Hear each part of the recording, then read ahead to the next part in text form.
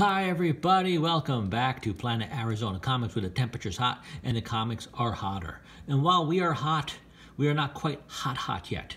My last video was our first 90 degree day of the year, and roughly 10 days later, we have not been below the 90 degree mark. So what happened was we spiked and we've kind of stayed there, but it is coming down this week. In fact, I think tomorrow will be our first day below 90. Since the first 90 degree day, and that's good. You kind of want it to go up and come back down. What you don't want it to do is you don't want the temperature to spike and then stay there for 7 months, because that's no fun at all. You want it to go up and then get a taste of what's there, but come back down. Give us a break. Give us a break, and that's what it's going to do to us starting tomorrow. All right. So what I got for you this week, we got 2 weeks worth of new books, we got a couple of pickups for you, and one quick mail call, which I'll start out with. See if I can get you up here, because you're going to fit nicely right in between there. You're going to fall on me or no? All right. This is X-Men 3, The Last Stand on DVD. Now, a lot of you might be asking the question, why would you spend money on this turd of a movie? Well, because I didn't buy it for the movie. Inside this tin, which has the turd of a movie, you got about as close as I'm going to come to giant size X-Men #1 at these prices that the thing's going for now. This is a complete mini comic of the entire giant size X-Men 1, just you know, in mini form. So, and believe it or not, for being all wrapped up, it is hardly in good condition. I mean, it's in respectable condition, but not what you would call like 9/8 condition. So I thought that was kind of cool. All right, let's get some quick pickups for you. I'm kind of moving in front of the camera and all that, but let's give you some pickups, which aren't really pickups. What happened was, I was going through one of Matt's boxes, and I realized we had a Walmart 3-pack, which I bought for this Captain Marvel Art Germ variant cover, and we hadn't opened it to see what else is there. So we cracked it open, because I had been hearing that some of these packs have some pretty valuable second and third printings in there. So kind of wondered what else was in there, and what we got was pretty cool. Let's see if I can get you up here. There we go. We got Captain America 695. This is a cool Alex Ross homage to Iron Man 126. Now, I remember there were some, I think this was part of a lenticular run that was out at that time. I think if you kind of did the lenticular thing, it would take you back and forth between these two. So I thought that was a really cool thing to get in a 3-pack. And the other book in the 3-pack was Champions number 13. This is also a second printing, a lot like the 695. I believe this was a lenticular cover that would take you back and forth between the Avengers Annual 17 from 1988, was it? So kind of like go back and forth. But again, second printing, second printing of this. So I thought that was cool as well. Also got some IO4 books for you. Some books you should keep an eye out for. Keeping with the Evolutionary War theme, some people think that High Evolutionary is going to be coming into the MCU soon. Thor 135 is seeing some nice price gains over the last few months.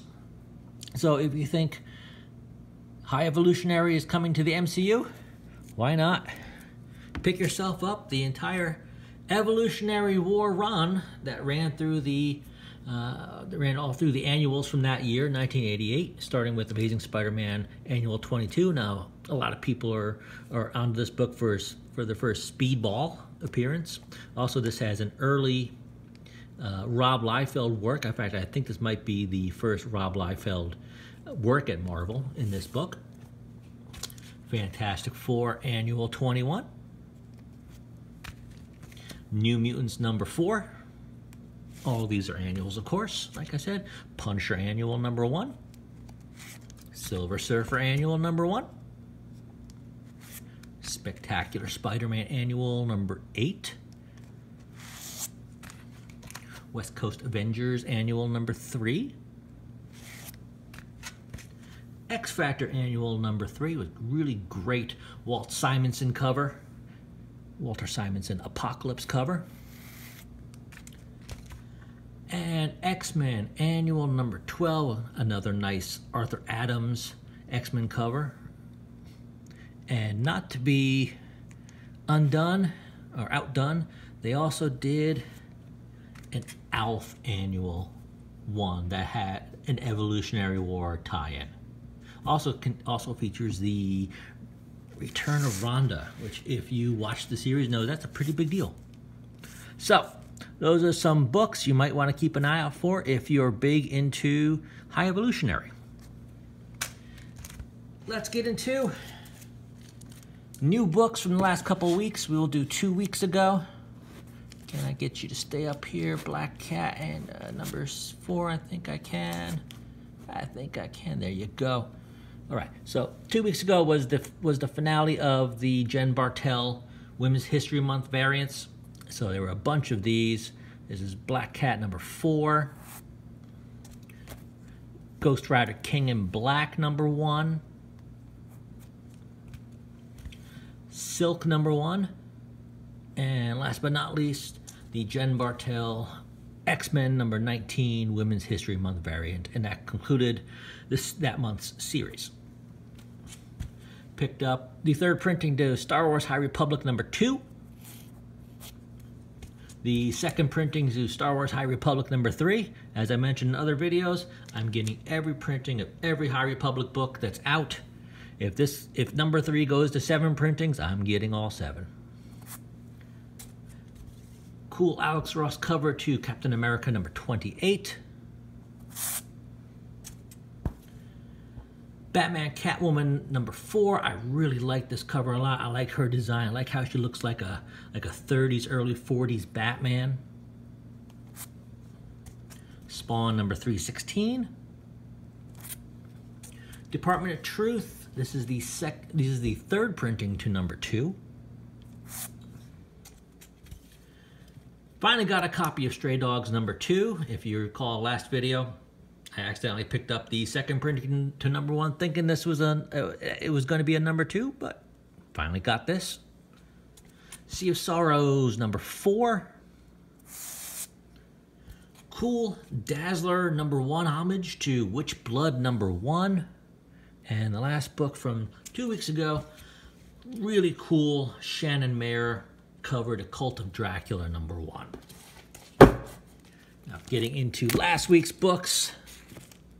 Hot book from last week was Geiger number 1 from Jeff Johns and Gary Frank, the team that eventually brought you all 12 issues of Doomsday Clock. This is a good read. If you haven't picked it up, if your shop has a copy or 2 left over and you don't have it, I recommend picking it up. King in Black number 5. Oh, Null fans, I feel for you. I really do. I mean, I enjoyed this issue because I wasn't very invested in it, but you know, it's the danger of villain spec.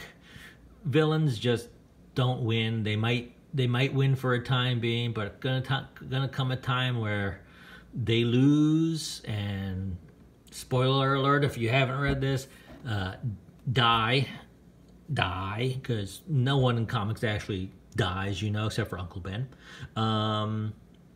You know, some people were not happy with it. Like I said, I wasn't invested in it, so I enjoyed what Cates did. Kind of questioned some things as to how it happened, but okay. Star Wars High Republic number 4. I think that's the first print. Star Wars High Republic number 3. Immortal Hulk number 45. Amazing Spider-Man number 63. I like the copy to Jen Bartel's Women's History Month Silk number 1 so much, I got a second copy of it. Batman number 107.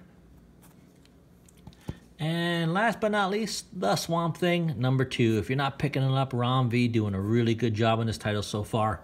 I recommend it. All right, that's what I got for you guys this week. Let me know what you think. Let me know what you're picking up. Let me know what you think I should be picking up. Thanks for stopping by, and we'll see you next time.